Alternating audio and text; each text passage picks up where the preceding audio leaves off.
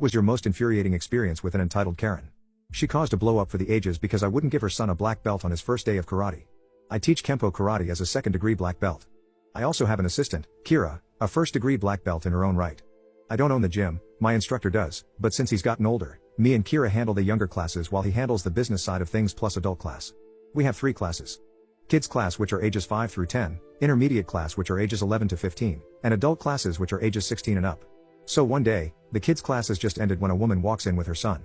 She says her 13-year-old son wants to take karate lessons. So I shake hands with her and have her sit down with my instructor to fill out the waivers, and get him his gi measurements. For those who don't know, a gi is the traditional uniform. Other students file in for the intermediate class and me and Kira get down to business. I take the bulk of the class, around 15 kids, while Kira goes with the new student one-on-one to teach him basic strikes and stances. Not 5 minutes later I hear Kira upset, telling the new boy to do 10 push-ups. When I asked her why, I found out that he called Kira, who's essentially a volunteer, a freaking B-word. Karen, the mother, stands up and says her son can't do push-ups, as she doesn't want her son to be sore. Kira lets him do the push-ups on his knees, but not 5 minutes later she makes him do 20 more, since he's now called her a piece of crap. For reference, Kira is in her early 20s, and the boy is 13. Not to mention there's other parents and kids here as well. It's wholly inappropriate. So I walk over and ask Kira to switch with me. As she does, she gives me the bug eyes and mouths, what the freak. So I walk over and ask the boy why he insulted my assistant Kira. He said he doesn't like girls. When I asked him what he meant, he said he only listens to his dad or other boys. He won't listen to me at all. He needs some discipline. The mother confirms to me while chuckling. As if raising a monster is something to laugh about. When do I get a black belt like you have? The boy asks me. Mind you, he's been punching the air the entire time. This boy is aggressively hyper. Well, it takes quite a while. I've been training since I was 5, and earned my black belt at 21, so it took me a while. I say. Nah, I don't want to wait that long. I want mine now. He says, his chubby face now red and sweaty from the shadow boxing. The mother motions me over and whispers in my ear, do you think you could give him one? Just to make him happy? No, sorry, he has to earn one. We aren't a belt factory. Well, he never gets told no. I'm sorry, but that's not how we do things here. I have money, I can pay you extra.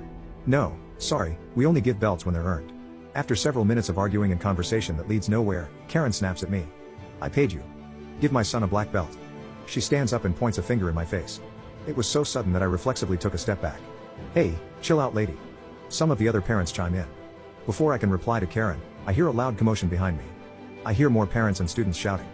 I turn, and see the new boy smacking and hitting a girl in the class. Kira is shouting, hey, stop. However, this girl that new boy is hitting is a purple belt and a little hardcore on her own. She loads a front kick and hits the brat boy center mass, right in his flabby stomach.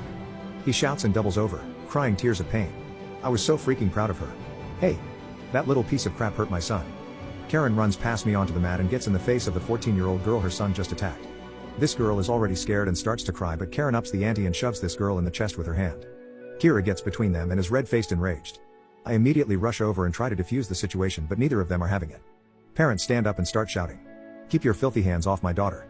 The girl's father, who was with the other parents, yells at Karen. He starts approaching aggressively but backs off when he realizes me and Kira, both black belts, are by her. Now, you should know something about Kira. She's under 5 foot, less than 110 pounds soaking wet, but she can still kick my butt up and down the mat on any given day. She's fast, accurate, and insanely flexible. She can control her body and perform techniques that I just simply can't. So Kira and Karen get into a shouting match with each other. I tell Karen to, leave with your kid and don't come back. Don't you ever lay a hand on any of my students. Do you understand? I raised my voice, and was genuinely pissed off. Screw you. My son needs a black belt and you won't give him one. She screams at me. Your son is crazy. He attacked our students. Kira interjects, but this sets Karen off, as she reaches and tries to slap Kira in the face. Big mistake. Having had enough, Kira parries the smack and fires an absolutely vicious leg kick right into the meat of Karen's inner thigh with nothing held back. The slap sound of Kira's shin bone decimating Karen's thigh echoed off the ceiling like a slab of meat getting thrown on the floor. It was glorious. Karen gasped as she fell onto the mat in a heap. Oh. Oh my god. She held her leg as the brat boy got up and rushed at Kira. I got in front of her and grabbed the boy's wildly swinging arms. He hit me a few times, but I refused to hit children whatsoever. I let him tire himself out. One of the parents called the police. After interviewing everyone involved, they determined that Kira and myself acted in self-defense. Neither of us wanted to pursue assault charges against Karen, but the parents of the girl Karen shoved rightly felt differently about it, so Karen was hauled away in handcuffs. Karen said she'd sue me and Kira in civil court, but since we have legal waivers, here's hoping nothing comes of that.